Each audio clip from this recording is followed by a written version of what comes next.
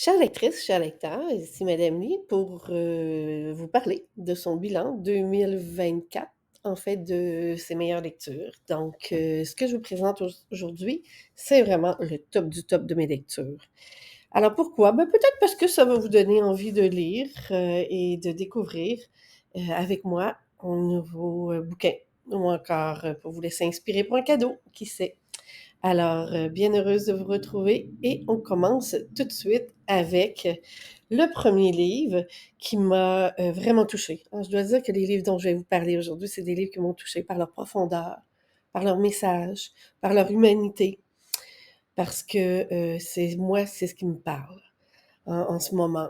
Donc, c'est pour ça que ce sont mes lectures préférées de l'année. Alors, vous savez, je lis beaucoup et bon, c'était un petit peu difficile de faire l'exercice, mais je l'ai fait quand même. Alors, mon premier livre qui m'a marqué cette année, je vous en ai déjà parlé d'ailleurs, c'est le livre Les grandes fatigues d'Isabelle Dumais. Donc, pourquoi les grandes fatigues? Les grandes fatigues, moi, je souffre d'une maladie chronique et dont j'ai des douleurs musculaires. C'est pour ça que j'anime un blog. C'est pour m'aider à ne pas penser à ma douleur. Et aussi, bon, avec un titre comme Les grandes fatigues, moi, je suis toujours fatiguée. Et bon, ça fait partie de ma maladie. Et Isabelle Dumais a réussi à coucher sur le papier, en poésie, des émotions qui viennent me chercher, qui me parlent en tant qu'être humain malade. Donc, pour moi, c'est le numéro un incontesté et je vous invite, si vous aimez la poésie, si vous connaissez quelqu'un autour de vous qui souffre d'une maladie chronique, n'hésitez pas à lui offrir ce petit livre. C'est pas long, mais c'est précieux. Ça nous parle, comme je vous dis, au cœur et pour moi, parfois, je lis même un poème par jour. On n'est pas obligé de le lire au complet, seulement un petit poème une fois par jour, ça m'aide à me ressourcer, ça m'aide à comprendre mes émotions et bon, à se laisser porter un petit peu comme les grandes marées, qui viennent parfois fracasser, le rivage.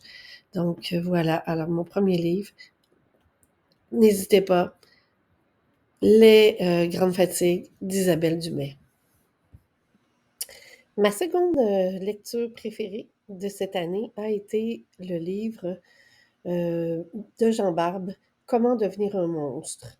C'est un livre que j'ai lu dans le cadre de mon club de lecture que j'ai créé il y a déjà 1 an. Et bon, nous étions unanimes. On lui a même donné la note de 4,9 sur 5. Alors, c'est un livre qui a marqué aussi les lectrices et les lecteurs de mon club. Alors, c'est peu dire. Cette histoire-là, ça parle de la guerre, d'un homme qui va traverser des épreuves, qui va être emprisonné et qui va parler avec un avocat sans frontières, qui veut assurer sa défense et qui va apprendre à découvrir cet homme-là qui a traversé de terribles moments et qui ont fait de lui un monstre. Alors, comment devenir un monstre? Un livre essentiel, un livre pour non pas pleurer, mais un livre rempli d'humanité, encore une fois, parce que je vous ai dit que cette année, c'était un thème qui me parlait énormément. Donc, ce livre, je vous le recommande tout de suite, sans hésitation. La plume de Jean Barbe est magnifique. Son personnage du monstre, malgré qu'il soit obligé de commettre des choses terribles, est attachant. Alors, un livre à mettre entre vos mains si ce n'est pas déjà fait. Alors, à tout de suite avec le troisième livre qui m'a touchée. Ma troisième lecture marquante, ça a été le livre de Yukio Mishima, le premier tome de La mère de fertilité. Je dois dire que je lis peu de littérature japonaise et là, j'en ai pris vraiment plein la gueule avec ce récit, avec cette histoire d'amour entre 2 personnes de camps, divisés et tout ça, sous fond de poésie presque. Le langage de Mishima est magnifique. Pour moi, c'est une grande découverte et une chance. J'ai acheté les autres livres parce que j'ai acheté La mère de la fertilité au complet. Hein, c'est le cycle dans la collection Gallimard Quarto. Donc, je ne suis pas déçue d'avoir entre les mains la suite. Et vous pouvez être certain que je vais vous en reparler parce que pour moi, ça a été encore un livre axé sur l'amour, sur la beauté, sur les relations entre les parents, les enfants, dans un univers que je ne connaissais pas du tout. Alors voilà, ma troisième position, le premier tome de La mère de fertilité de Yukio Mishima. La quatrième position de mon top 10 est associée à Une chambre à soi de Virginia Woolf. La grande Virginia Woolf que j'ai lue, que j'ai tant lue, que j'adore. Alors, je n'avais pas encore lu Une chambre à soi. Alors, vous allez me dire, il était temps. Eh oui, il était temps que je découvre cet essai qui est nécessaire pour les femmes qui ont vécu un parcours en littérature aussi, d'écrivaines, d'autrices. Alors, c'est un livre, c'est une conférence que Virginia Woolf avait été donnée dans une université. Et bon, elle retrace un petit peu le parcours que les femmes ont vécu. Et qu'il est surtout nécessaire, chers amis, d'avoir une chambre à soi, un espace pour créer. Et pour moi, ça m'a ouvert les portes dans ma création. J'ai mon petit loft à moi où je peux m'adonner à l'écriture, à la lecture et j'aime l'aquarelle. Alors, je fais de l'aquarelle ou encore je fais de la céramique. Donc, voilà l'importance d'avoir une chambre à soi pour créer, pour s'isoler, pour fermer la porte du monde et se ressourcer en tant qu'autrice, auteur, écrivain, écrivaine et artiste. Voilà, la position de mon top 4. Alors là, la cinquième position est détenue par Roméo et Juliette de Shakespeare. Eh oui, la merveilleuse histoire d'amour de de notre beau Roméo et de sa belle Juliette, tout ça en Italie, dans la ville de Vérone. Je ne l'avais pas encore lu. Bien sûr, j'ai vu des adaptations cinématographiques, mais que dire des mots de Shakespeare, si ce n'est que c'est splendide. J'ai lu ce petit bouquin dans le cadre, cette pièce de théâtre, en fait, dans le cadre du défi Les classiques, c'est fantastique, auquel je participe chaque année, qui me permet évidemment de découvrir des œuvres magnifiques.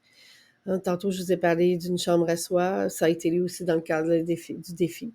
Et maintenant, bon, j'ai lu le merveilleux petit livre d'amour de Shakespeare, Roméo et Juliette. Alors, un livre qui parle de l'adolescence, de l'amour, de la mort. Et vous connaissez autant que moi l'histoire. Donc, il figure en cinquième position dans mon top 10. La sixième position est détenue par le livre Pays de neige de Yasunari Kawabata. Encore une fois, une lecture étrangère, une lecture japonaise. Et une merveilleuse encore histoire d'amour. Moi, l'amour, ça me fait rêver, ça me fait voyager, ça a toujours été mon thème de prédilection dans les livres. Donc, j'ai été ravie entre cette histoire d'amour entre un homme marié et une geisha. Et je dois dire qu'ils s'aiment. Et c'est beau, même si, bon, c'est une autre culture, c'est d'autres temps, c'est d'autres mœurs. Et il faut respecter un petit peu tout ça. Et je dois dire que j'ai mon cœur à clencher sous la neige.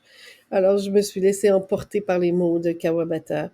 Je vous recommande cette histoire d'amour si vous ne l'avez pas encore lue. Elle est intemporelle. Alors, voilà. Sixième position, Pays de neige. C'est presque le Canada, mais bon, on est ailleurs. Alors, voilà pour ce livre. Le prochain livre de mon top 10 est La montagne secrète de Gabrielle Leroy. Eh oui, la plume de Gabrielle Leroy, c'est quelque chose. C'est une écrivaine québécoise qui a écrit des bouquins merveilleux. Si vous n'avez pas encore lu du Gabrielle Leroy, courez vite à votre librairie indépendante préférée. Gabrielle Leroy dans La montagne secrète raconte la vie de son ami qui est un peintre de Charlevoix. René Richard, qui partait dans le bois, on montait jusque dans le nord pour peindre. Et c'est son histoire qu'elle raconte dans La montagne secrète. C'est vraiment un don de soi à l'art qui est raconté, jusqu'où on peut aller dans le paysage, comment ce qui nous habite, comment on peut partager aux autres notre vision du monde. Alors pour moi, ça a été un livre merveilleux, un livre essentiel, et je vous le recommande, La montagne secrète de Gabrielle Roy, sur la vie du grand peintre René Richard. Alors voilà, il fait partie de mon top 10. C'était nécessaire. La huitième position est détenue par Dominique Fortier avec son livre La part de l'océan. Ce livre met en scène aussi deux figures qui ont existé, c'est-à-dire l'auteur de Moby Dick, Melville, et Horton, qui a rédigé La lettre écarlate.